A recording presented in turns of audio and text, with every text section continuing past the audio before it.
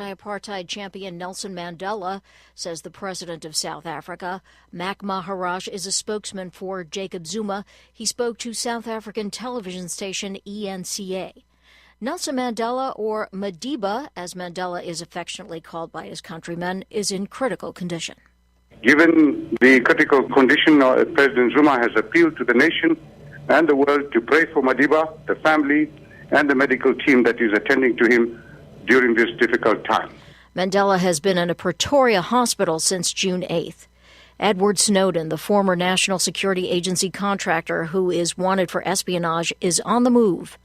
Hong Kong officials reportedly allowed Snowden to leave because they say the U.S.'s extradition request did not conform to their laws. NPR's Nathan Rott reports that Snowden's reported destinations are causing quite a stir. Appearing on NBC's Meet the Press, the chairman of the House Intelligence Committee, Mike Rogers, said that Snowden's choice for asylum destroys any credibility he might have had as a hero. Every one of those nations is hostile to the United States. If he could go to North Korea and Iran, he could round out his government oppression tour. The Justice Department has said that it will continue to work with foreign officials, regardless of who they are, to extradite Snowden back to the U.S. Nathan Rott, NPR News. Markets this week will continue to adjust to the Federal Reserve's plan articulated last week to pull back on its quantitative easing program. Fed Chairman Ben Bernanke's observation that the economy was improving left world markets somewhat gloomy, although Wall Street did close slightly higher on Friday. Key housing statistics come out this week. The S&P's Case-Shiller Home Price Index, new and pending home sales. Home prices are soaring with double-digit increases, and sales are at their highest level in almost 4 years. As Danielle Carson reports, Western states have been leading the rally. The housing market's rebound has become an economic bright spot. The inventory crunch is driving up prices at a pace not seen since the housing boom. In Phoenix and Las Vegas, prices are up more than 20%. In Los Angeles, a whopping 30%. Economist Christopher Thornburg. What you're dealing with here in California, of course, is what the nation is seeing overall, but magnified. We have a very low inventory. That's definitely starting to drive prices up like we haven't seen in quite a while. But the price increases are also enticing homeowners to put their properties on the market. Analysts say that will boost inventory and slow down those eye-popping price gains by the end of the year. For NPR News, I'm Danielle Carson in Los Angeles. According to the latest Lundberg survey of fuel prices, the average U.S. price of a gallon of gasoline has dropped 4 cents in 2 weeks. This is NPR. Islamist militants killed 9 foreign tourists in a remote part of northern Pakistan today. Officials say most of those killed were from China or Ukraine. A Pakistani guide also died. NPR's Philip Reeves says it happened close to one of the world's highest mountains. They were killed at the base camp of Nanga Parbat, the world's 9th tallest mountain. Wearing police uniforms, gunmen stormed into the victims' hotel after finding it with the help of a local guide whom they'd abducted. They shot dead a second guide. There's daily violence in Pakistan, but an attack of this size, targeting foreign tourists, is exceptional. It happened in a very remote place, popular with climbers and trekkers. One Chinese tourist was reportedly rescued. This attack's deeply angered Pakistan's authorities, who are struggling to attract foreign investment and to revive the country's tourist industry. The Pakistani Taliban says it did this as retaliation for the killing of one of their leaders by a US drone. Philip Reeves, NPR News, Islamabad. This will be a big week for defending Wimbledon tennis champion Roger Federer. Play opens Monday. Federer holds a record 17 Grand Slam titles. If he takes the gilded pineapple-topped Challenge Cup this round, he'll be in possession of an unprecedented 8th trophy at the All England Club. At the box office, it was zombies over superheroes this weekend. Disney's Monster University debuted in first place with $82 million in sales. I want to see matted fur and yellow teeth. Basic snarl. Show me some slow. In second place, World War Z. I'm Louise Schiavone, NPR News, Washington. The Home Buyers Association of Kitsap County is an association of professional builders, subcontractors, service providers, and purveyors representing the home building industry. For more than 50 years, the Home Builders Association of Kitsap County has provided information, education, and services that promote the health and welfare of the home building industry. As leaders of the industry, the Home Builders Association of Kitsap County fosters safe, affordable housing and addresses issues affecting our industry. To find out more, visit them online at kitsap.hba.com. The Legacy Group in Silverdale is a well-respected independent mortgage banker, absolutely committed to helping Kitsap County families on their path to home ownership. As an employee-owned company, the Legacy Group has a strong stake in your success, and they want to be your lifetime partner in helping you develop a strong real estate portfolio. Call the Legacy Group in Silverdale today at 698-6440 and find out how they can help you get started on the road to home ownership. 698-6440 for the Legacy Group, a lending experience that's a little different and a lot smarter. As Kitsap County's largest maintenance provider, Team Innovative in Paulsbo provides commercial and residential maintenance to hundreds of millions of dollars of local real estate. With services including parking lot maintenance and street cleaning to landscape and design, Team Innovative is committed to using a green approach and following a strong environmental conscience. Team Innovative Services, 697-6858, or visit them online at getinnovative.net. Team Innovative Services, get serious, get innovative. The Kitsap Humane Society is an independent nonprofit committed to providing positive, life-changing solutions to people and companion animals. Our vision is that every adoptable animal has a home. In 2010, we rehomed 4,111 pets. For more information on our programs, services, and animals available for adoption, visit us on the web at kitsap-humane.org. Kitsap Humane Society. Rescue, rehabilitate, rehome. Getting married, entertaining clients, or maybe you're just having a bash with your friends. No matter the occasion, make sure you plug into the tunes with E&M Entertainment. There are tons of DJs out there, but how many of them want to get to know you beforehand so they can play your soundtrack at your event at your kind of price? It's more than just a great selection. E&M plays your great selection, and that makes all the difference. So call 425-971-8078. That's 425-971-8078 for E&M Entertainment. Judy's Sewing in East Bremerton is your one-stop shop for all your sewing, alteration, and clothing repair need. At Judy's Sewing, you can also find tuxedo rentals and bridal party dresses for only $69 and bride's dresses starting at $189. Judy's Sewing at the corner of Fairgrounds Road and Central Valley in East Bremerton, near Handy Andy's, or call Judy at 360-662-1212. That's right, 360-662-1212 for Judy's Sewing.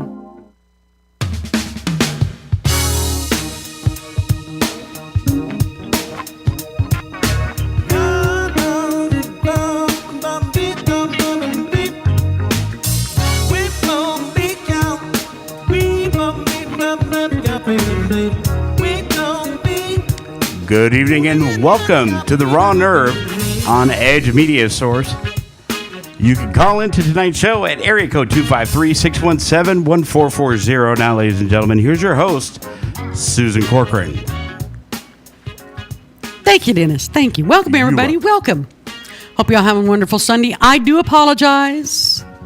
For everybody that was on my Facebook wall saying, where were you last week? Well, the gremlins attacked. You remember that Twilight Zone with William Shatner? And he was freaking out because he could see this gremlin on the wing of the plane, and it was tearing up the skin of the wing. It was ripping at wires.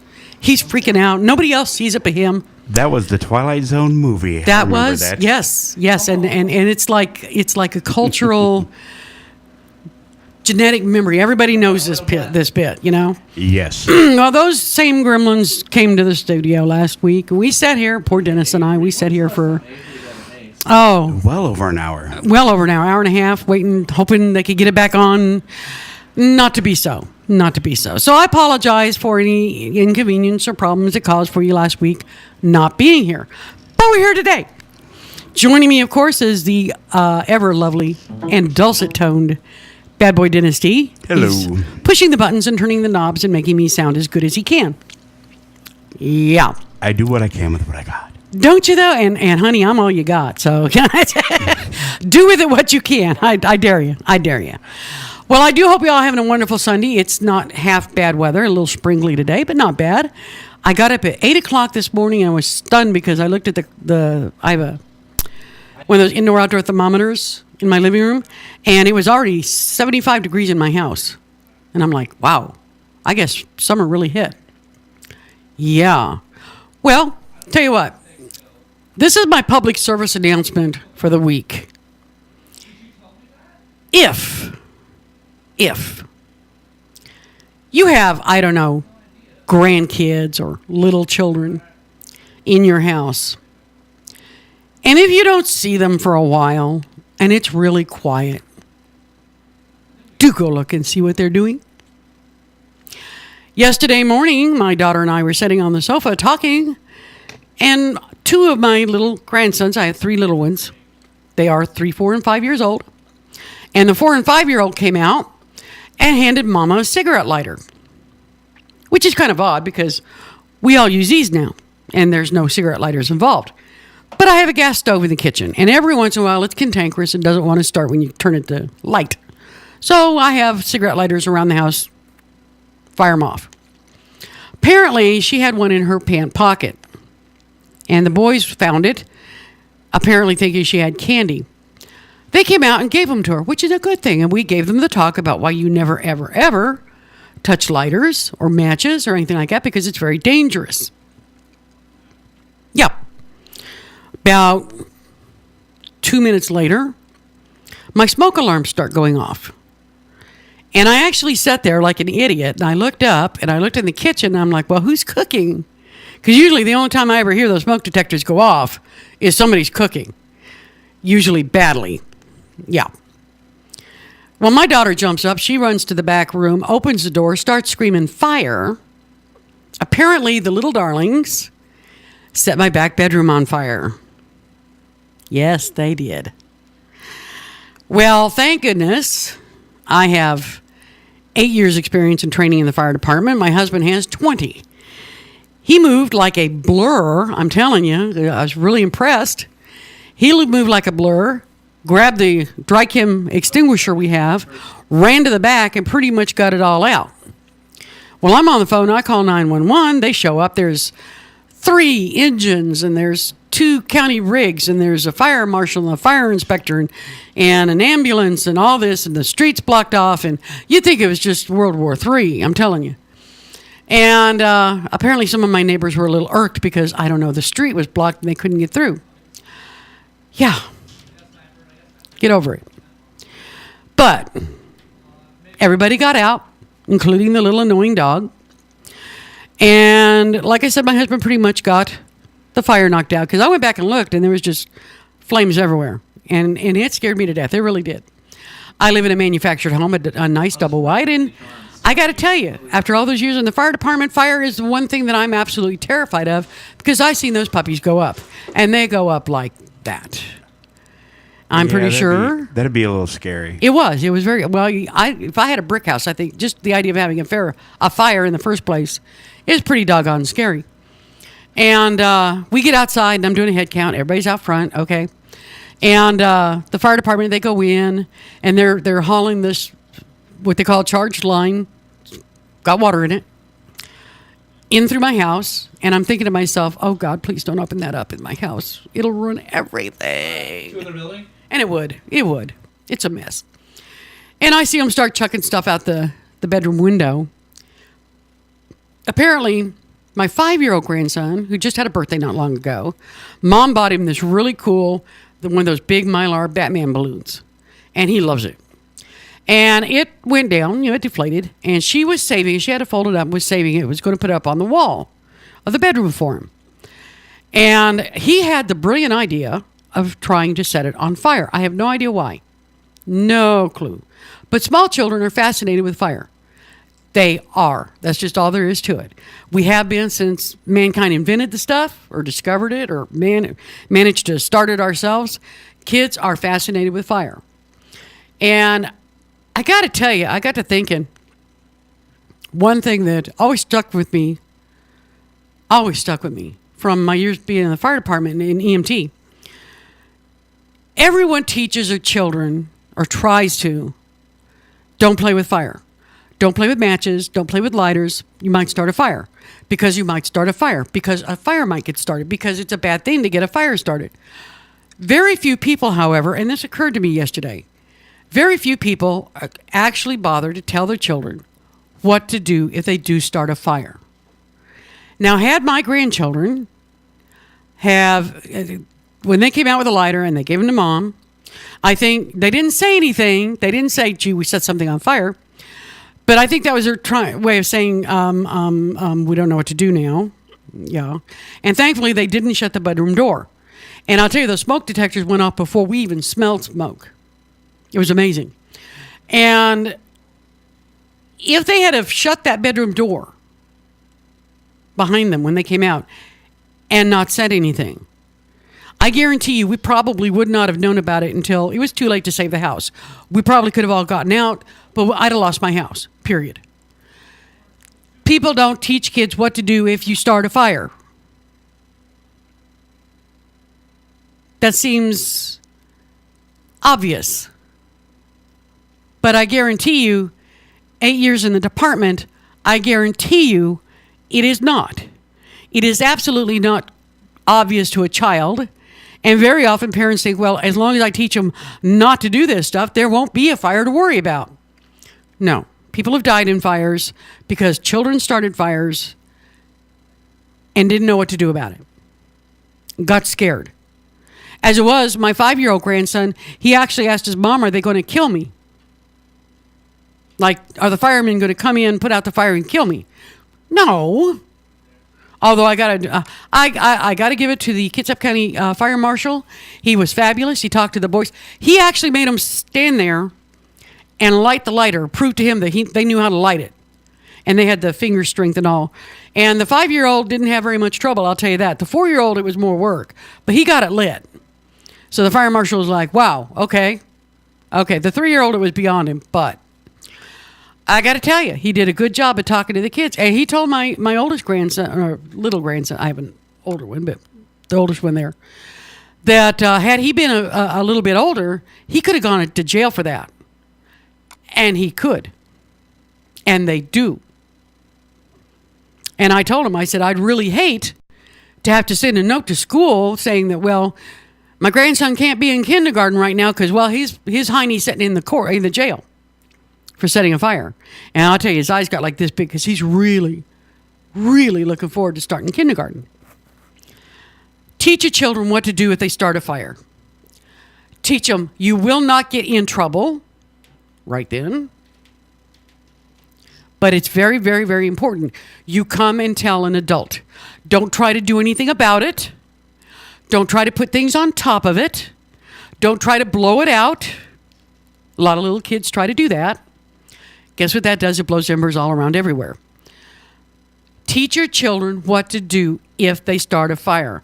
I've read horrible stories in my years in the department of children who started fires in their bedrooms.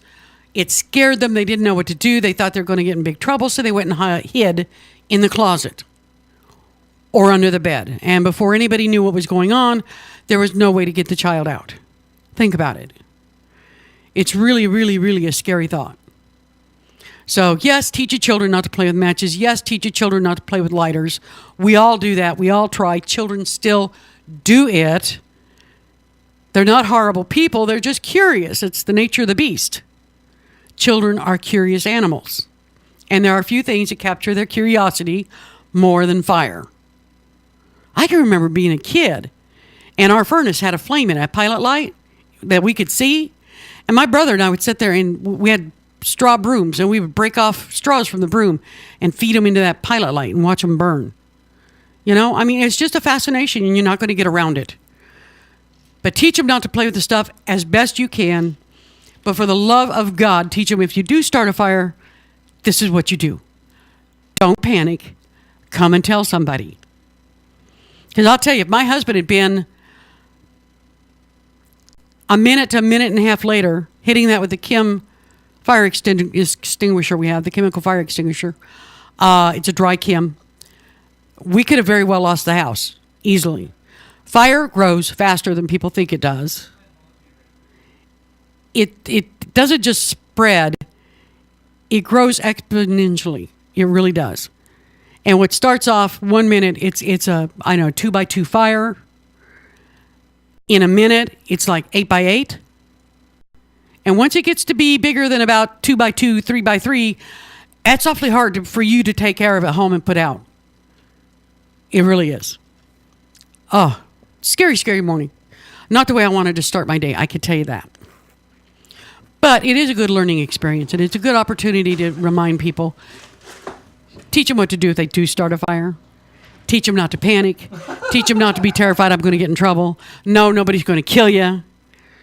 That came out of left field. I'm like, what? Oh, my Lord. Granted, back when I was in the fire department, a lot of times I'd be in my bunker gear and I'd have my hood on and my face mask, my hat, and the bunker gear and the air tank on the back. And you walk out of a fire and you're sooty and dirty and all this. And I've scared a few kids. I really have. And I always felt bad about that. But there's not a whole lot you can do about that. But it did. It scared some kids. But I got to tell you, one of my finest moments, my most proudest moments was coming out of an apartment fire one time. It was like 10 o'clock at night. It was dark. And an apartment was on fire, and we're all out there. And I came out of the building, and I was really, really hot because fires are really hot in there. Trust me, they really get hot. And I went over to the side where we had a cool-down area, and I took off my helmet, and I took off my hood and my air pack, and I took off my jacket to cool off some.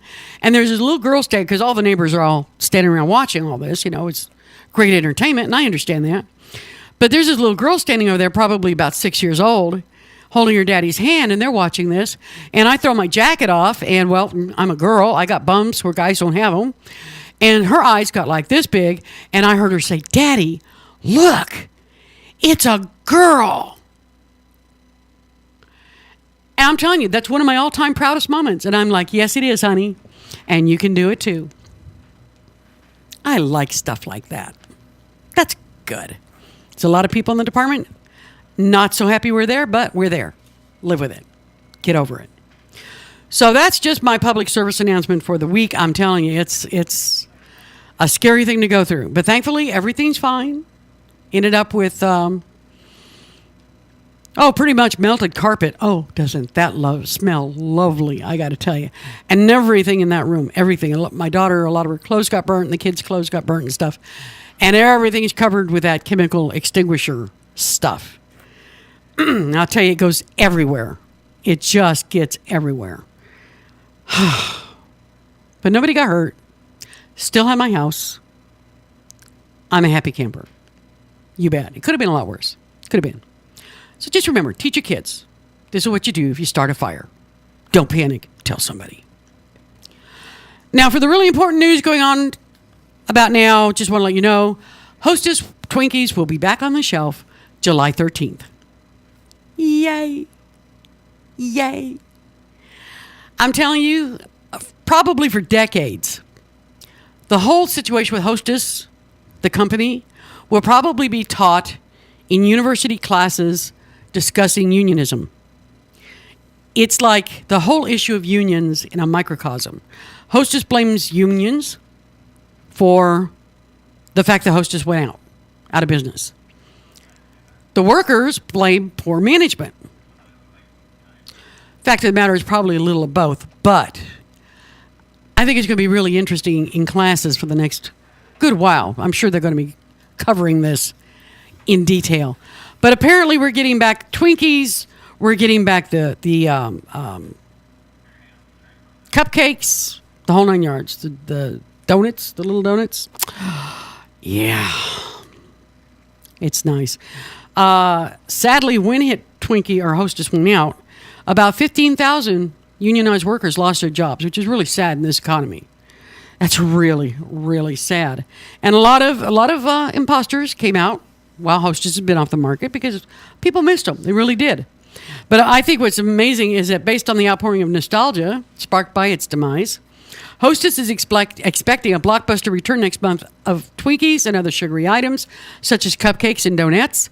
The company says the cakes will taste the same, but the boxes will now bear the tagline, "The sweetest comeback in the history of ever."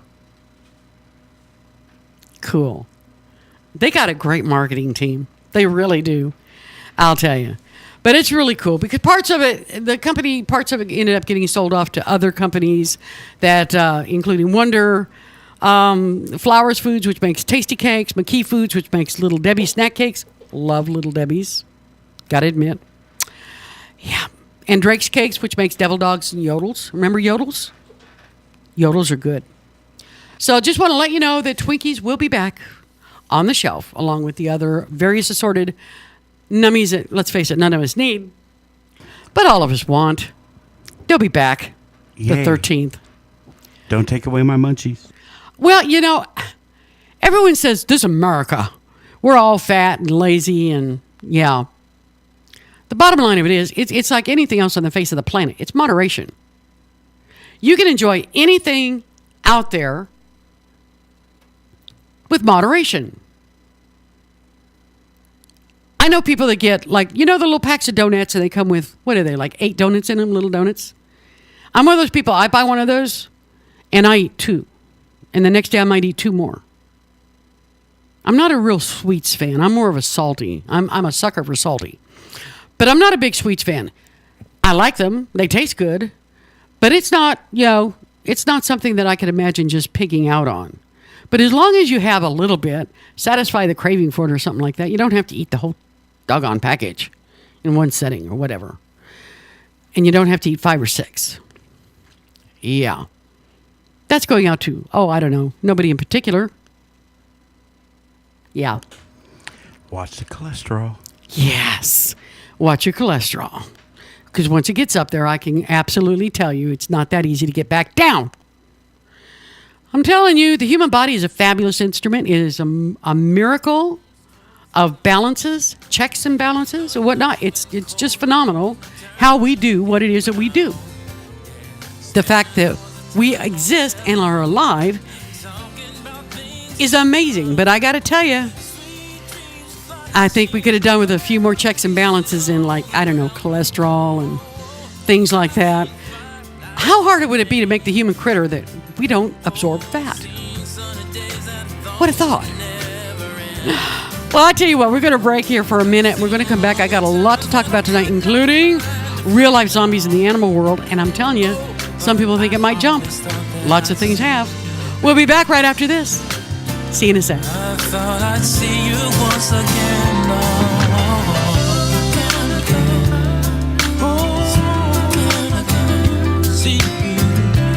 As Kitsap County's largest maintenance provider, Team Innovative in Paulsbo provides commercial and residential maintenance to hundreds of millions of dollars of local real estate. With services including parking lot maintenance and street cleaning to landscape and design, Team Innovative is committed to using a green approach and following a strong environmental conscience. Team Innovative Services, 697-6858, or visit them online at getinnovative.net. Team Innovative Services, get serious, get innovative. Hey, sports fans, have you ever wished there was a live and local all-sports broadcasting network, but wish no more? It's ISPNsports.com, Kitsap's only live and local all-sports 24-hour broadcasting network, featuring the Kitsap Blue Jackets, the Olympic College Rangers, high school athletics, and the ISPN Sports Show every Saturday morning from 10 to noon with interviews from exclusive guests from around the Sound. So, you want sports? Go to ISPNsports.com. Getting married, entertaining clients, or maybe you're just having a bash with your friends. No matter the occasion, make sure you plug into the tunes with E&M Entertainment. There are tons of DJs out there, but how many of them want to get to know you beforehand so they can play your soundtrack at your event at your kind of price? It's more than just a great selection. E&M plays your great selection, and that makes all the difference. So call 425-971-8078. That's 425-971-8078 for E&M Entertainment. Judy's Sewing in East Bremerton is your one-stop shop for all your sewing, alteration, and clothing repair need. At Judy's Sewing, you can also find tuxedo rentals and bridal party dresses for only $69 and bride's dresses starting at $189. Judy's Sewing at the corner of Fairgrounds Road and Central Valley in East Bremerton, near Handy Andy's, or call Judy at 360-662-1212. That's right, 360-662-1212 for Judy's Sewing.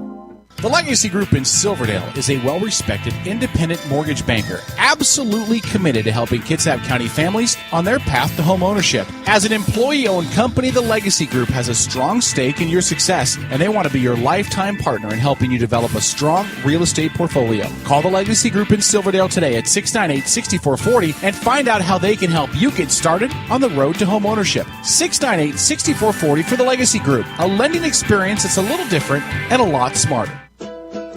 I'm Elaine Terso with Elaine Terso Photography. Let me tell you why I say that I am not your average photographer. At Elaine Terso Photography, I can handle all of your photography needs, including weddings, families, and newborns. I have an in-home studio, or I am able to come to you to take photos wherever you want to be. Mention Guardian Broadcasting when you book, and I will give you a 10% discount. For more information, visit me online at ElaineTersoPhotography.com or find me on Facebook.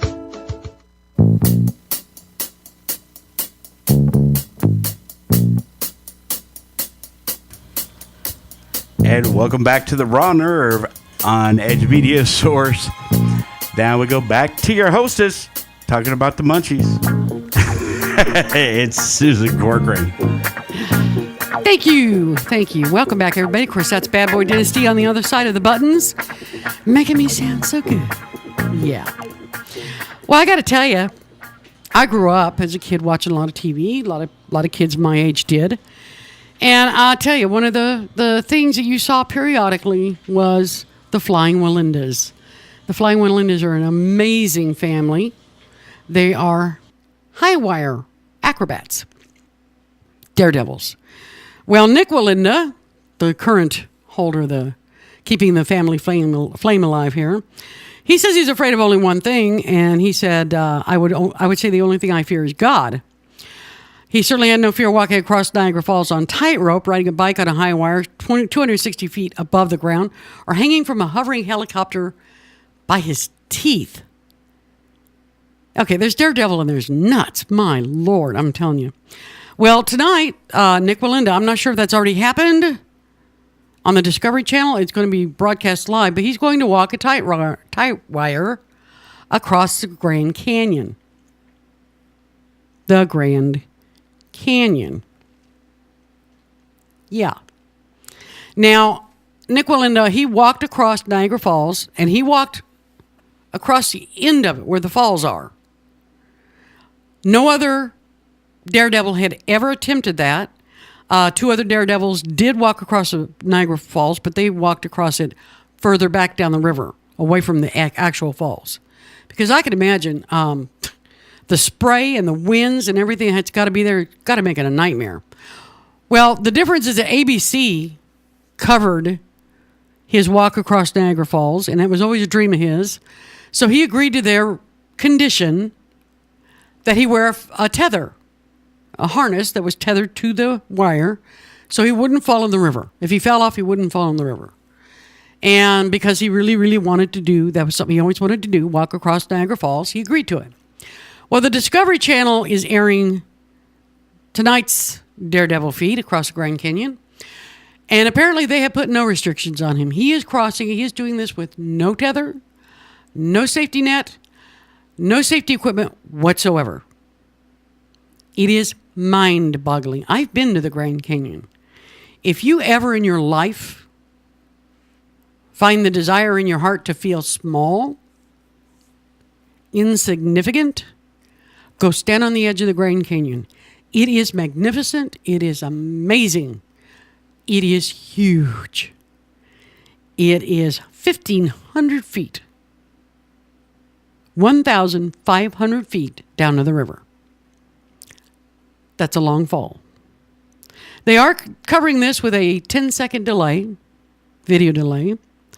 I'm sure in case he actually does fall, they're not going to broadcast that. You won't see that. I wouldn't want to. Well, he's going to walk a third of a mile. That's how far across it is where he's doing this. A third of a mile. Some places the Grand Canyon is a mile across. It's almost unbelievable that this feature exists. It's so mind-boggling. Well, he's going to walk 1,500 feet above the river.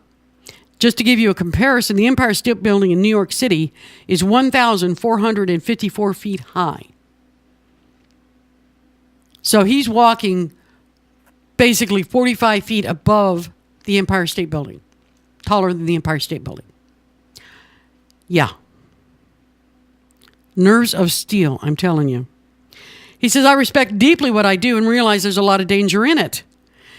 Now, he is married and has 3 children, and he says he always says a prayer with his family prior to stepping onto the wire. The 34-year-old is a 7th-generation high-wire artist and is part of the famous Flying Wallendas. It's a circus family going way back, and it's a clan that is no stranger to death-defying feats and great tragedy. His great-grandfather, Carl Wallenda, fell during a performance in Puerto Rico and died at the age of 73. Several other family members, including a cousin and an uncle, have perished while performing wire walking stunts. I don't believe I was old enough to remember when his grandfather or great-grandfather fell, but I do remember when the other family members fell, and they lost 2 of them. His excuse me, his cousin and an uncle when they died.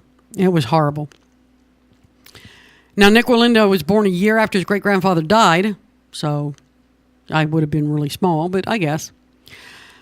He began wire walking at the age of 2 on a 2-foot-high stretched rope. He grew up performing with his family, and as a teen, he had an epiphany. His word. It's an honor to be carrying on a tradition that my family started over 200 years ago, he said during a recent news conference. When I turned 19, I told my family I was going to set out to make sure everyone in the world knew who the Wallendas were again. Over the years, he's performed some dangerous stunts, but his walk across Niagara Falls in June of 2012 placed him firmly in celebrity territory. Wallenda became the first person to walk on a tightrope 1,800 feet across the mist-fogged brink of the Roaring Falls, separating the U.S. and Canada. Other daredevils had walked the Niagara River, but further downstream, and not since 1896. So either daredevils got smarter since then, or just scarier. I don't know. Now, like I said, the Discovery Channel is going to let him do it without a tether, without a safety net. He's very good at what he does. He is phenomenal. I've seen him. He does it like nobody else I've ever seen do a tightrope. But I got to tell you, if he were my family member, I'd be scared to death. Just kind of blows my mind. It really does. But I'm kind of glad there's people out there still doing stuff like that. Sort of like Evel Knievel. And I'm sorry, but his son Robbie, he tries, but he's not his father. I'm sorry, he's not. He doesn't have that certain panache and I laugh in the face of danger attitude. Nah, Evel Knievel was something else. He really was. Got a lot to talk about tonight, including this little item that kind of boggled my brain when I read it. And then I thought about it, and I'm like, why? If you're a fan of this show and you watch it, you know that I'm pretty eclectic. I cover a lot of issues, topics, and things that make me go, This made me go, I wonder. Now, how many times do you hear people say, well, it must be safe because the government allows it? Right? How much can you rely on that, though? Seriously. Maybe you look at some of the foods and food practices that are permitted in the U.S. and banned in Europe could shed light on how government judges safety in our food chain. Now, how often do you hear there's a recall on meat, there's a recall on lettuce, there's a recall on this, that, or whatever?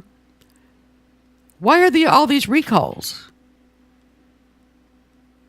Think about it. Genetically modified foods, a real hot button right now with Monsanto. The discovery of genetically modified wheat growing in a field in Oregon. Wow. Now, although the European Union is continuously coming under attack for policies banning GM foods, generally from us, the U.S. is trying to sell genetically modified foods overseas, and without fail, pretty much every other country has said, No, they won't buy it. The community is highly suspicious of genetically modified foods and the agro-industrial pressures that drive their use.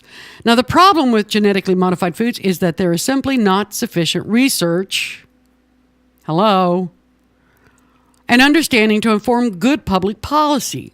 In spite of widespread GM use without apparent negative impacts in other countries, the recent public reaction to trans fats are reason enough to support a precautionary principle in this huge chunk of our food chain. Genetically modified, we're talking about corn, wheat, a lot of our just basic staples. Do the research. Prove it's safe, then put it on our markets. We're feeding this stuff to our families. It matters. It matters to us. Pesticides. No question there across the board. Everyone hates pesticides. Keep them out of my food. That's why there's all these organic market, the huge organic market that's sprung up. So much interest nowadays in farmers markets. They want food. People want food that's grown without pesticides that aren't poisoned before you get them home. Well, the European Union has acted against the worst pesticides, typically found as residuals, in the food chain. A ban on 22 pesticides was passed at the EU level and is pending approval by the member states. Critics claim the ban will raise prices and may harm malarial control, which is a huge thing in other parts of the country. Enormous thing. But advocates of the ban say the sanction must be taken against the pesticides, which are known to cause harm to health and nevertheless consistently found in studies of food consumption.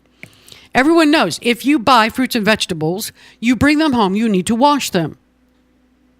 Everybody knows this. Everybody's heard it. You would be amazed how few people actually do it. Either because, well, it's easier to just chop it up and throw it in the salad or chop it up and put it in here, or they forget, or whatever reason. A lot of this is in our food chain. There are a lot of scientific people out there, doctors and whatnot, doing studies saying that this is having an impact on our health as a whole. Maybe not you or you or you, but him and her and them. And I tell you, at some point, you got to worry about everybody. You can't just be, well, if it's not bothering me, and maybe you've just been lucky. Bovine growth hormone. You heard about that one? Now, this drug is known as RBGH for short, and it's not allowed in Europe, period. In contrast, the U.S. citizens struggle even for laws that allow hormone-free labeling, just to get a label, so consumers have a choice. This should be an easy black and white decision for all regulators and any corporation that is really concerned about sustainability. Give consumers the information. We deserve control over our food choices. And yes, I would absolutely prefer to buy beef that does not contain bovine growth hormone. This is a drug that they give the cows that makes them bulk up. Think of it as cow steroids. Think about it. We eat the meat off the cows. If they make them bulk up, there's more meat off each cow, more profit. Steroids in people is a bad thing. We've learned this. I don't want to eat it too. Call me silly. Chlorinated chickens. There's one for you. Do you even know about that one? Amid cries that eating chickens, American chickens, would degrade European citizens to the status of guinea pigs. There's a statement for you. The European Union continued to ban on chickens washed in chlorine. That's bleach. The ban effectively prevents all imported chickens from the U.S. into Europe. If chicken chlorination is totally absurd and outrageous for Europeans, what does that mean for Americans? Well, my question that I had when I read that is, does that mean that all of our chickens are chlorinated? All of them? If the European Union has banned all chickens from the U.S., it really makes me wonder. I don't want to eat bleach. Thank you. I love chicken. I am one of the all-time big chicken fans in the world. I think chicken is like God's perfect food. It tastes wonderful before it's born. It's even better after it's born. It's fabulous stuff. It's almost to the level of bacon. Almost. Yep. Nothing beats bacon. But you got to think about it. And you got to wonder, why is it okay for us to eat stuff that Europe has banned across the board? Food contact chemicals. Phthalates and bisphenols. There we go. Bisphenols, that's how you say it. They're in plastic, and they're very beneficial in plastics. It's very handy drugs. However, they help manufacturers create plastic products with the softness and the moldability needed to fulfill consumer needs. It's in a lot of things. It's in baby bottles. It's in bubble wrap, the bubble that they put in packaging. I hate that stuff. Yeah, you can't ever get it open. Yeah. But it is handy stuff in manufacturing. But when food contact additives are found in the food and liquids contained in those plastics, trouble starts. Both the U.S. and Europe stringently regulate food contact use of chemicals. However, the standard of approval is different. In Europe, the precautionary principle requires that all the suppliers of chemicals prove their additives are safe for human consumption. Period. Or they'll be banned. Of course, although the EU has banned these drugs in toys, bath chemicals remain approved for food contact uses, subject to strict regulations on their use. Yeah. Why should a chemical that's used in plastics be in our food chain? I think that's a perfectly reasonable question. I see no particular... This smacks to me of the scandal in China when manufacturers of baby formula in China were, as a filler to expand their stock, they were putting melamine plastic, powdered melamine plastic, in their baby formulas. Babies died from drinking this formula. It's just like a drug dealer cutting their drugs with something else to make it stretch further. Less drug, more filler. Yeah. Plastics don't belong in my food, period. Stevia. Everyone's on the, stay away from sugar. Go with the artificial sweeteners and the whatever. Yeah. The U.S. recently approved this natural sweetener as a food additive. Previously, it was sold in the U.S. under less stringent dietary supplement laws. It has been embraced in Japan for over 3 decades, but Europe still bans it, pointing to potential disturbances in fertility and other negative health impacts. But the sweetener is credited with potentially positive health effects too. Is this a case where consumer choice should prevail? This sounds like one of those, you want to put it out there, fine, but make sure the public knows what risks they're running. You should know. You should know. Infertility in this country is at epidemic levels. Epidemic. Fertility companies in this country are making a killing because infertility is so rampant in this country. Didn't used to be. Wonder why it is now. ADHD. Autism. Things you rarely ever used to hear about. Rampant at unprecedented levels in the population now. Does anybody ever stop to put, 2 and 2 together, connect the dots, and figure out maybe this has something to do with it, all of this? Planned bans, food dyes. Many food dyes previously recognized as safe are now suspected of contributing to attention deficit disorder. Yeah.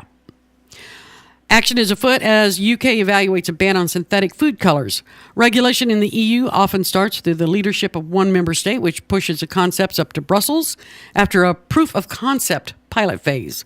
Red 40, yellow 5, yellow 6, blue 1, blue 2, green 3, orange B, and red 3 are among the food colors associated with hyperactivity. Guess what?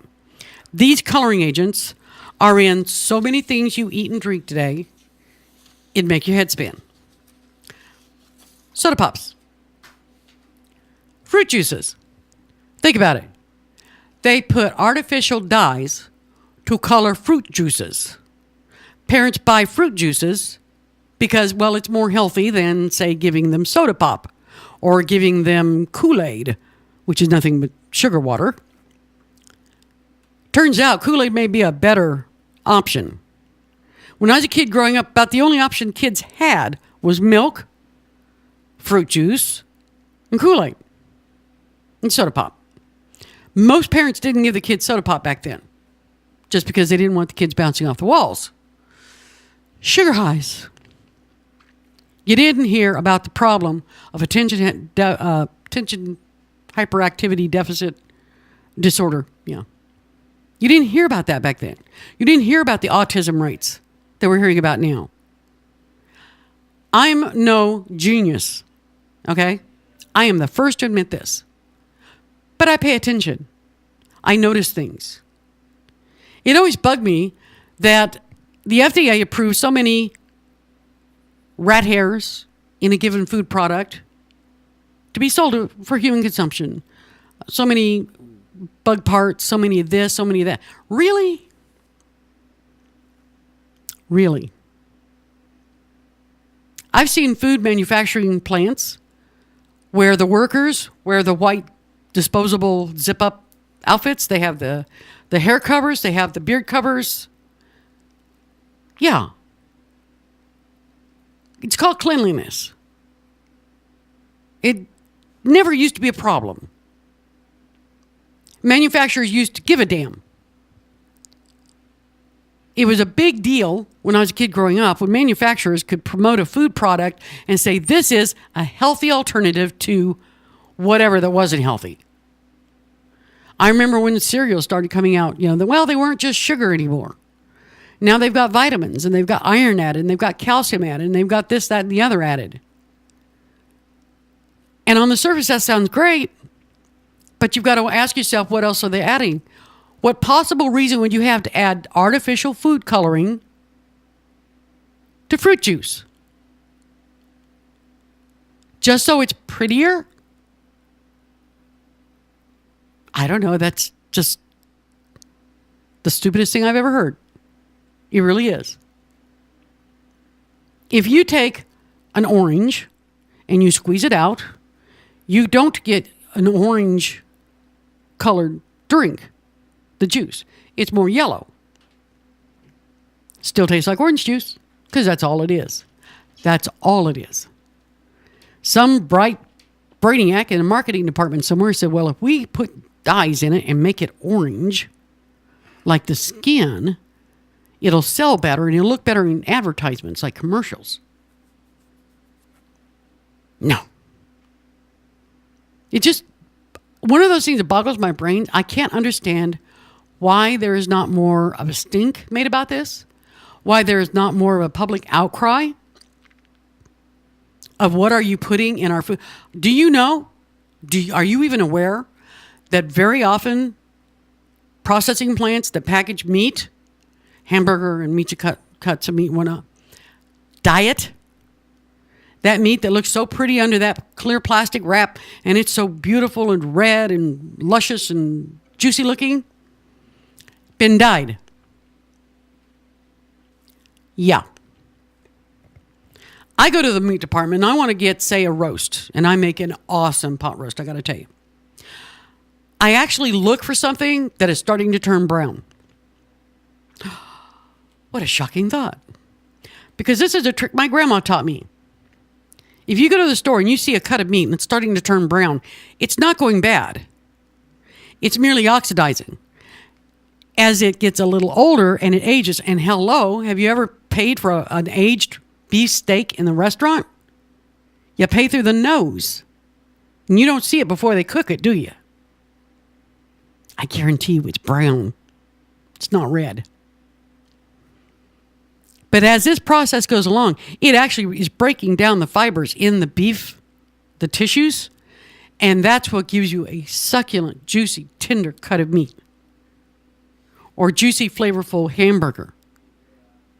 I've actually seen people throw away hamburger because they pull out of the refrigerator and it's turning brown. I'm like, are you out of your mind? It's just now getting good. I'm telling you. Everyone wants their food to look perfect. They want it beautiful, which is great. Visual appeal is a big part of appetite. It's a big part of the presentation of a beautiful. I love on Thanksgiving setting out a beautiful, perfectly browned turkey that's juicy, and you can just see the gleam on it, and juice is running. Oh, I love that. I feel very proud. But I got to tell you, looks aren't everything. They aren't. And when we're getting to the point that our children are developing autism at the astounding rates that they are now. Now, granted, part of the problem or part of the reasoning for this, not the problem, but the reason, is because we can diagnose it better. Okay, I will be fair. That is a big part of it. There was not very long ago no actual test to diagnose autism. The parent would take the child to the doctor and say, kid's doing this, this, this, and this. And the doctor would go, well, I'll test him for this, I'll test him for this, and I'll test him for this. If it isn't A, B, or C, it must be D. The kid's autistic. Or the kid has ADHD. Or the kid has any of, I don't know, pick a letter bunch. Yeah. That wasn't that long ago. Doctors and medicine have gotten better, and they've gotten better at diagnosing these things. But I'll tell you, there still was not the incidence. It was not as common as it is today. And if it's because they're feeding us poisons, I think we should complain about that. Just me. We're going to take a quick break. We'll be back right after this. It's the top of the hour. I'll see you after the news. Back in a few. Bye-bye.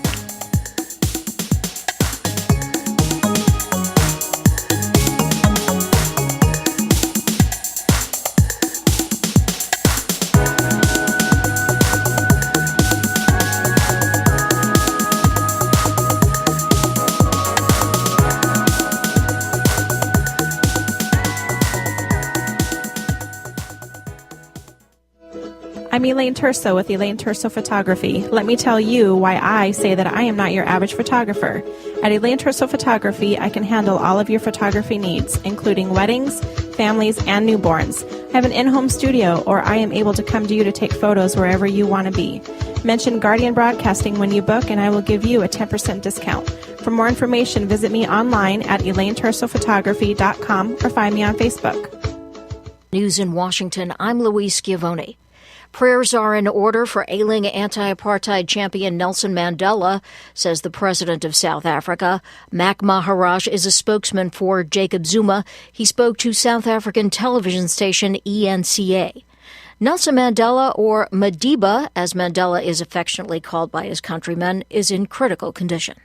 Given the critical condition, President Zuma has appealed to the nation and the world to pray for Madiba, the family, and the medical team that is attending to him during this difficult time. Mandela has been in a Pretoria hospital since June 8th. Edward Snowden, the former National Security Agency contractor who is wanted for espionage, is on the move. Hong Kong officials reportedly allowed Snowden to leave because they say the U.S.'s extradition request did not conform to their laws. NPR's Nathan Rott reports that Snowden's reported destinations are causing quite a stir.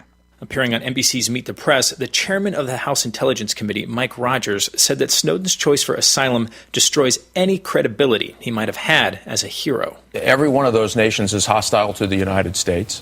If he could go to North Korea and Iran, he could round out his government oppression tour. The Justice Department has said that it will continue to work with foreign officials, regardless of who they are, to extradite Snowden back to the U.S. Nathan Rott, NPR News. Markets this week will continue to adjust to the Federal Reserve's plan articulated last week to pull back on its quantitative easing program.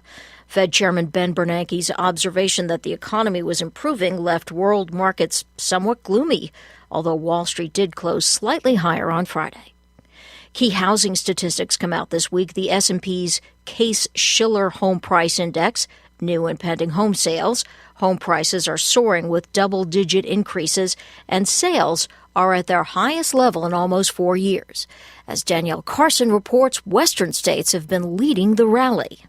The housing market's rebound has become an economic bright spot. The inventory crunch is driving up prices at a pace not seen since the housing boom. In Phoenix and Las Vegas, prices are up more than 20%. In Los Angeles, a whopping 30%. Economist Christopher Thornburg. What you're dealing with here in California, of course, is what the nation is seeing overall, but magnified. We have a very low inventory. That's definitely starting to drive prices up like we haven't seen in quite a while. But the price increases are also enticing homeowners to put their properties on the market.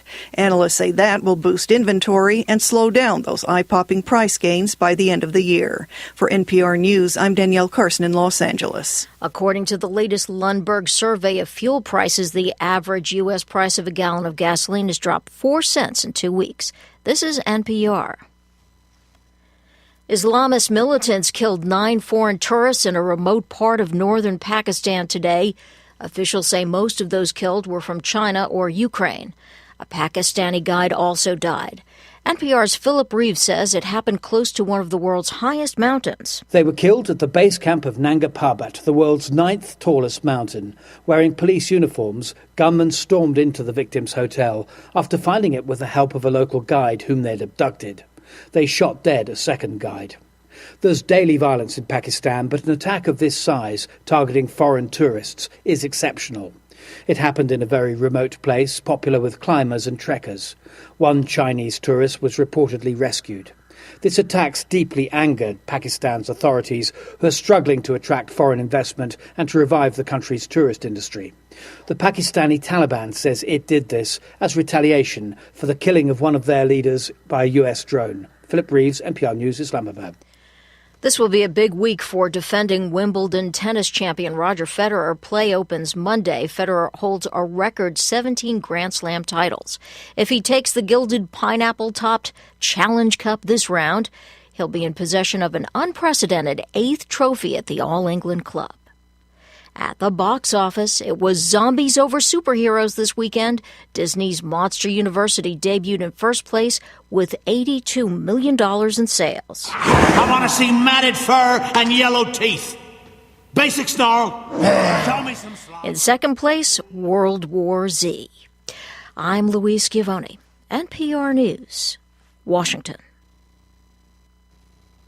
As Kitsap County's largest maintenance provider, Team Innovative in Paulsbo provides commercial and residential maintenance to hundreds of millions of dollars of local real estate. With services including parking lot maintenance and street cleaning to landscape and design, Team Innovative is committed to using a green approach and following a strong environmental conscience. Team Innovative Services, 697-6858, or visit them online at getinnovative.net. Team Innovative Services, get serious, get innovative.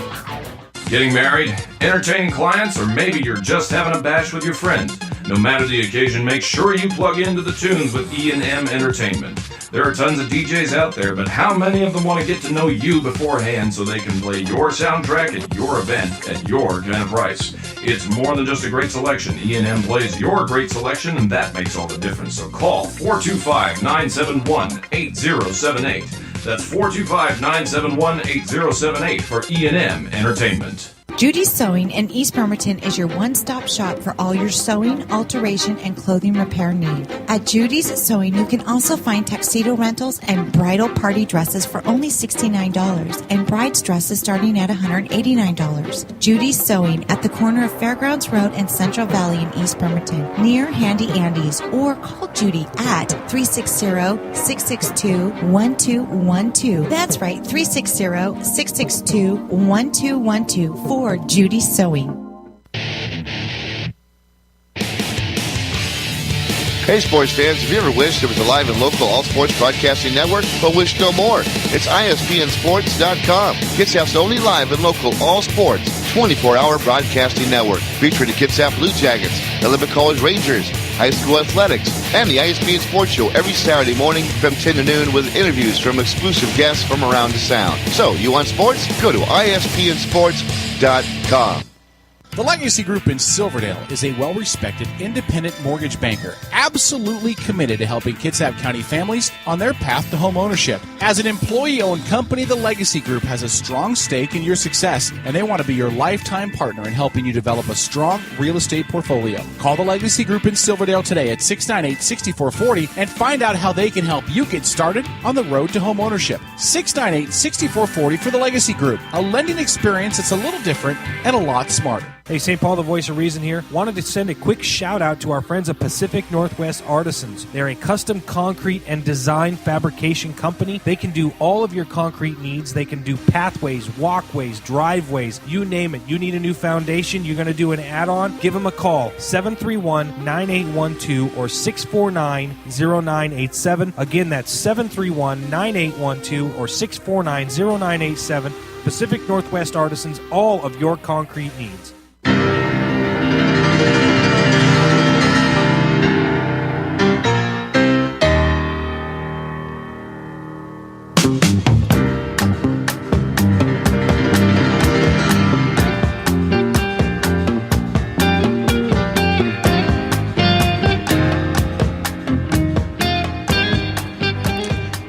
Welcome back to the Raw Nerve. It's hour number 2.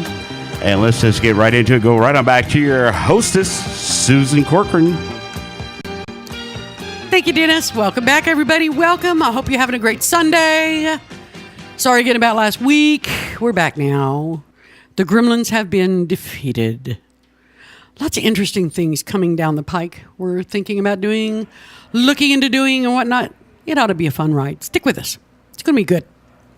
Joining me, of course, is Bad Boy Dennis D. He is behind the glass. Hello. The man behind the curtain. Hiding. Yeah, don't peek. Don't peek. I watched that, The Great and Powerful Oz, the other night. Yes. That was actually a very good movie. I was impressed.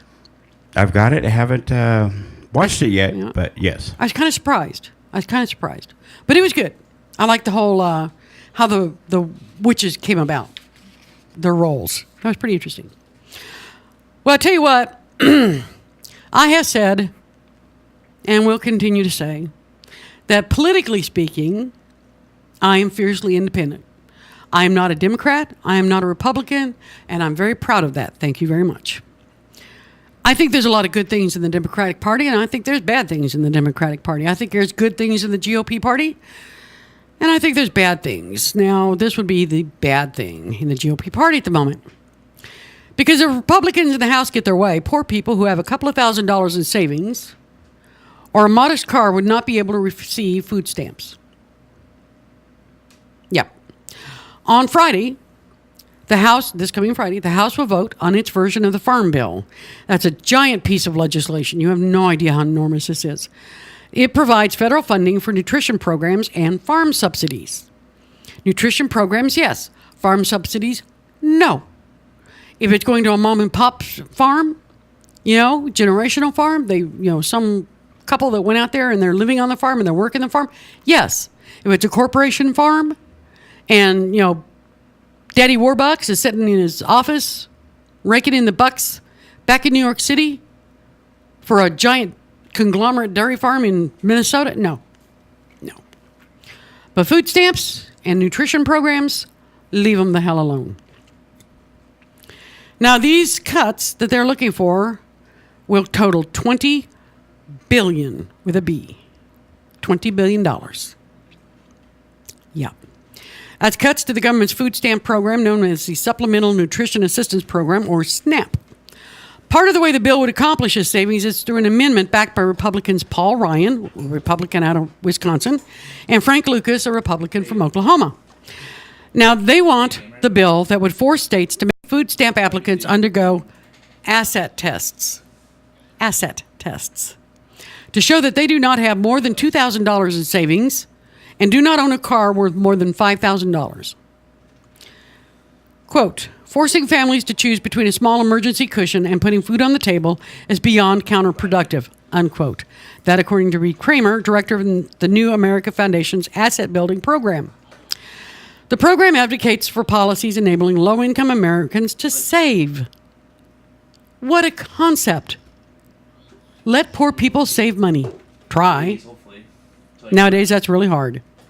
We're forcing them to accept long-term poverty in exchange for short-term assistance, he said. And I think that's pretty much it in a nutshell. And there's something wrong with that. To be eligible for food stamps, you have to take in less than $931 a month. A family of four must have a net income of less than $1,921. Individuals can receive about $200 in food stamps per month, or $50 a week, enough for bare bones groceries. Despite Ryan's talk of the government safety net hammock that lulls able-bodied people into lives of complacency and dependency, people don't get stuck in poverty because of food stamp programs is so generous, but rather because of policies like asset tests that force people to live on the margins.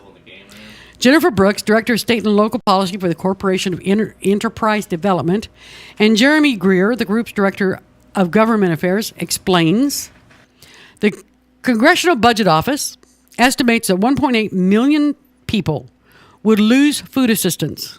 1.8 million people would lose their food assistance if asset tests were required. Most of these would be low-income seniors and working families with children.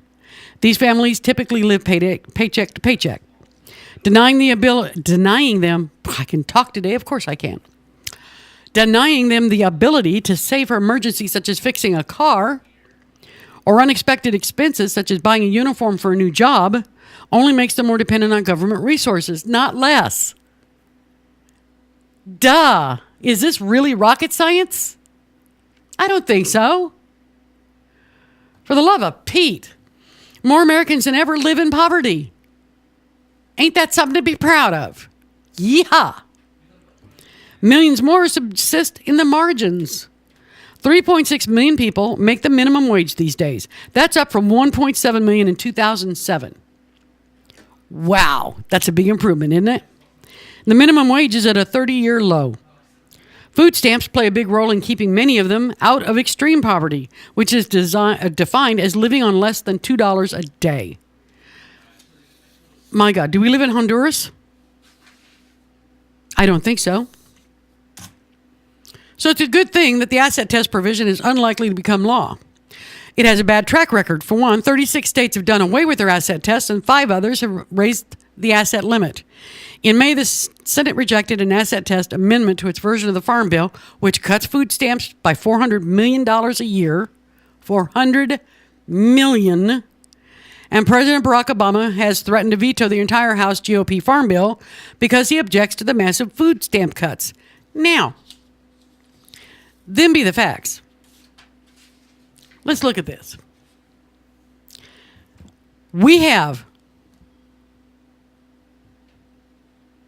tons of people, she says curiously. I feel like the Cheshire Cat right now. We have tons of people in this country, sadly, I'm not proud to say so, who are absolutely living on the fringes. They are one payday from absolute disaster. One paycheck. Somebody gets laid off. Somebody loses a job. The company they work with or work for closes. They're screwed. Food stamps, not everyone, a lot of people have got the old stereotype of a welfare princess stuck in their heads. Drawing them welfare checks as you drive off in your pink Cadillac. Living the big life. You see it all over Facebook right now. You know, if you can afford new tattoos and new iPhones and new this and new that, you don't need food stamps. You're probably right. I know people on food stamps. I know several people on food stamps. The vast majority of people on food stamps across this country are children. I guarantee you they do not drive Cadillacs. Yeah, they do not have iPhones. Neither do their parents. You're going to have people who abuse the system. I don't care what the system is. I don't care what checks and balances you put in place, what safety measures you've got. There's always going to be some smart schmuck out there who thinks of a way to take advantage of it and abuse it. That's the nature of the animal. Does it make it right? No. But for the love of all that's holy, can we not penalize the children who depend on that for food And the old people who, I don't know, when they were working their butts off and paying their taxes and supporting the school systems and doing all the things they were supposed to do, like good Americans that they were, thought they had enough for retirement. Only to reach retirement age, find out the economy sucks, like it does, and well, gee, no, I can't afford to retire like I planned on because I don't have enough. We're fast approaching the point where there is not enough. Unless you're a Donald Trump or a Bill Gates, there is not enough to retire on. Not comfortably. A lot of old veterans, our old veterans to whom we owe a debt we can never repay. Bottom line. There are few World War II vets left, but they're out there. There are many more Vietnam vets out there. And I guarantee you the current crop will get old as well.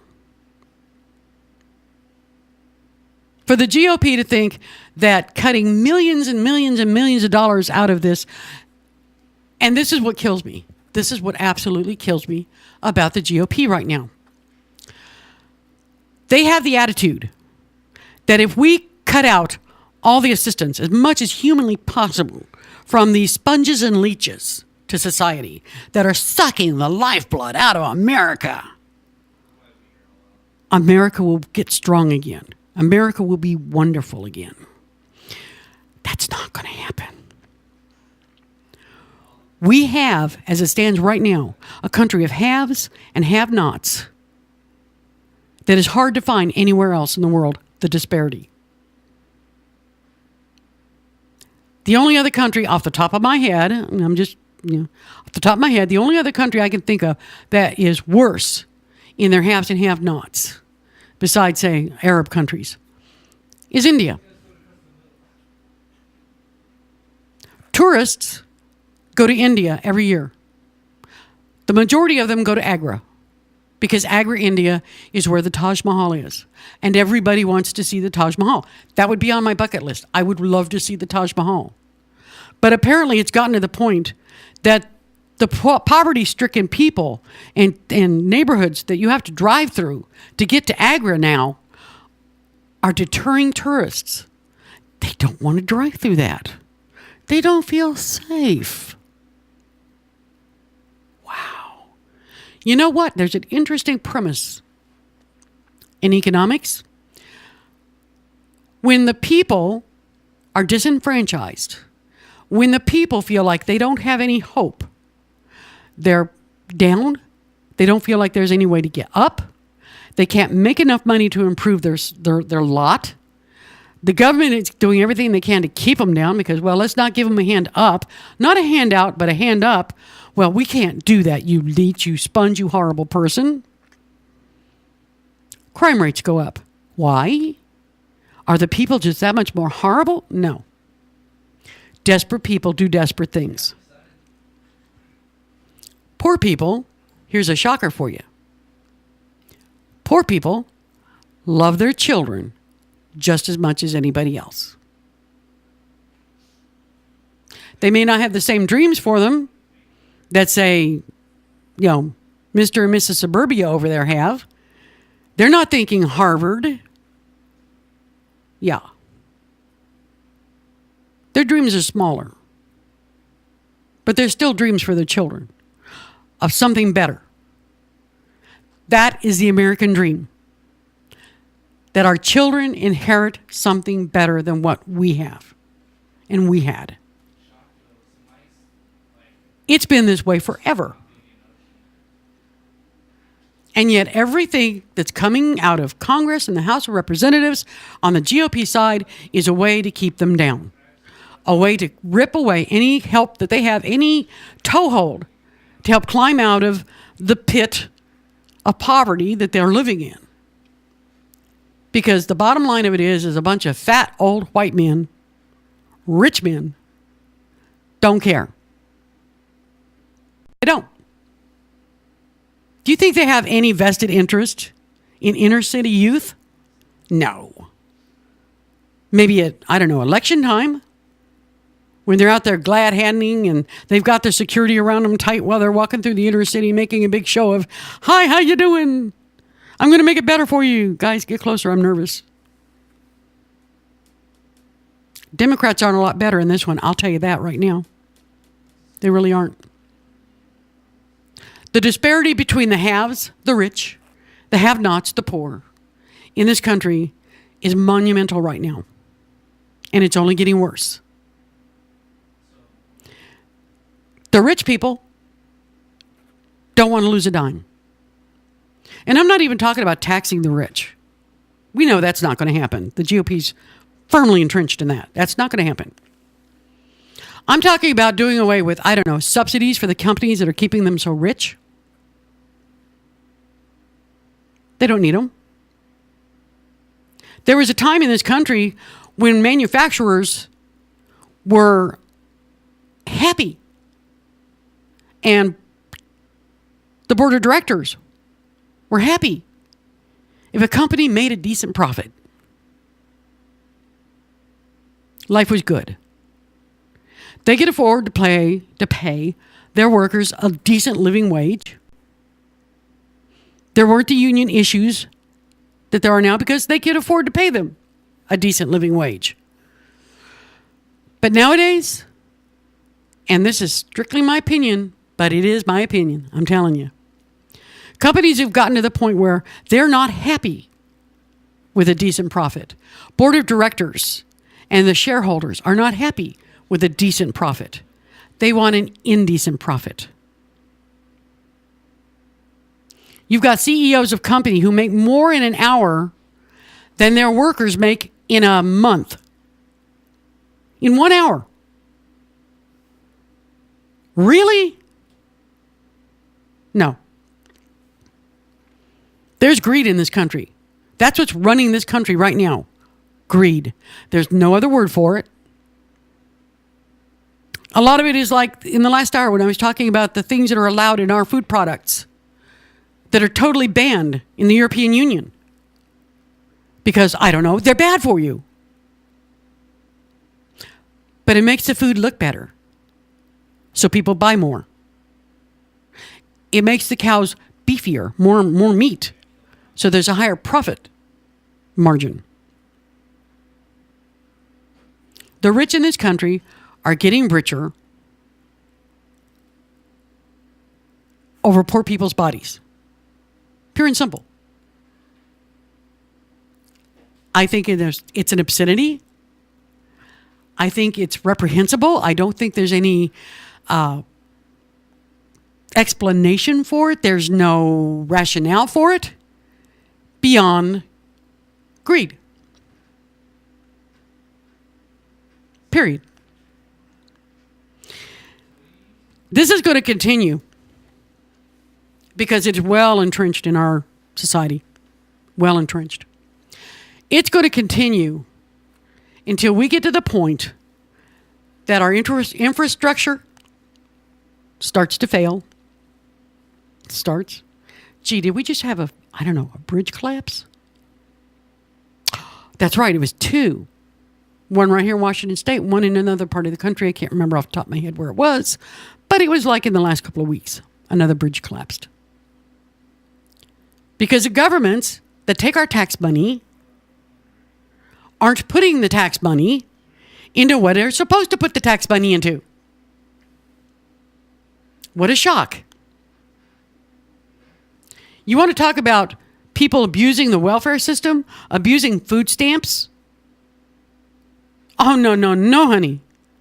Let's look into people abusing, government contracts. There's a whole can of worms for you. Oh, jeez. Sorry? What was that? I just had my eardrums blown out. I will kill him later, I promise. But it's so true. This sounds like I'm ranting and raving, and I'm really not, because I really don't talk about it that much. I really don't, because it's just too depressing. And I leave it to the Outlaw Radio Network the show that follows mine because they like to dissect such things in minutia. And I let them. So I stay away from political issues pretty much. But this is just getting to the point that it's embarrassing. It's embarrassing to the populace. It's embarrassing to the country. It's embarrassing to the face that the United States puts forth our image to other countries. We are still, somehow, the greatest country on the face of the planet. Let's get our priorities squared away. Stop looking for the sponges who can't afford, if the car breaks down, to get it fixed so they can get to work because, well, they're not supposed to have much in savings. Stop worrying about them. Start worrying about the big guy whose hand is in our pocket, who's looking over our shoulder in the grocery store at what we buy. That's just my opinion. For what it's worth. I'll hold my breath. Get back to me when it works. Lord. Now, if you watch this show, you know that I am a very eclectic person. A lot of things interest me, including science. I can't say last week, but the last time I was on, I talked about pirates and the fact that Captain Henry Morgan of the Captain fame, Spice Rum, actually had a form of healthcare coverage for his pirates before he invaded Panama, which is pretty good because he had over 2,000 pirates. Not a bad deal.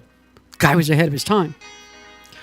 But I'll tell you what, we're going to take a break here at the bottom of the hour. When we come back, I'm going to tell you about real-life zombies. Somebody asked me, they said, well, you covered pirates. What about zombies? I found zombies for you. We'll be back right after this. Hang Raw Nerve. It's a shame the way you mess around with your man. It's a shame the way you hurt me. It's a shame the way you mess around with your man. Judy's Sewing in East Bremerton is your one-stop shop for all your sewing, alteration, and clothing repair need. At Judy's Sewing, you can also find tuxedo rentals and bridal party dresses for only $69 and bride's dresses starting at $189. Judy's Sewing at the corner of Fairgrounds Road and Central Valley in East Bremerton, near Handy Andy's, or call Judy at 360-662-1212. That's right, 360-662-1212 for Judy's Sewing. The Legacy Group in Silverdale is a well-respected independent mortgage banker, absolutely committed to helping Kitsap County families on their path to home ownership. As an employee-owned company, the Legacy Group has a strong stake in your success, and they want to be your lifetime partner in helping you develop a strong real estate portfolio. Call the Legacy Group in Silverdale today at 698-6440 and find out how they can help you get started on the road to home ownership. 698-6440 for the Legacy Group, a lending experience that's a little different and a lot smarter. As Kitsap County's largest maintenance provider, Team Innovative in Paulsbo provides commercial and residential maintenance to hundreds of millions of dollars of local real estate. With services including parking lot maintenance and street cleaning to landscape and design, Team Innovative is committed to using a green approach and following a strong environmental conscience. Team Innovative Services, 697-6858, or visit them online at getinnovative.net. Team Innovative Services, get serious, get innovative. Getting married, entertaining clients, or maybe you're just having a bash with your friends. No matter the occasion, make sure you plug into the tunes with E&M Entertainment. There are tons of DJs out there, but how many of them want to get to know you beforehand so they can play your soundtrack at your event at your kind of price? It's more than just a great selection. E&M plays your great selection, and that makes all the difference. So call 425-971-8078. That's 425-971-8078 for E&M Entertainment. I'm Elaine Terso with Elaine Terso Photography. Let me tell you why I say that I am not your average photographer. At Elaine Terso Photography, I can handle all of your photography needs, including weddings, families, and newborns. I have an in-home studio, or I am able to come to you to take photos wherever you want to be. Mention Guardian Broadcasting when you book, and I will give you a 10% discount. For more information, visit me online at ElaineTersoPhotography.com or find me on Facebook.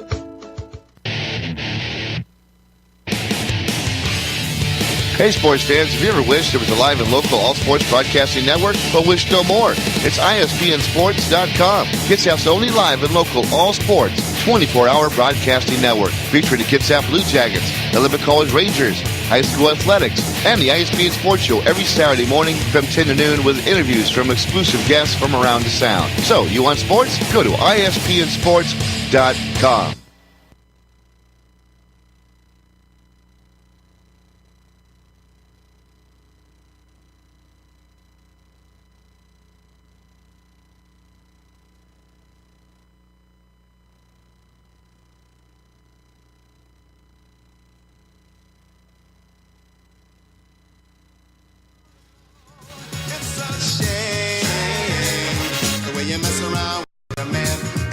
Shame the way you play with my emotions.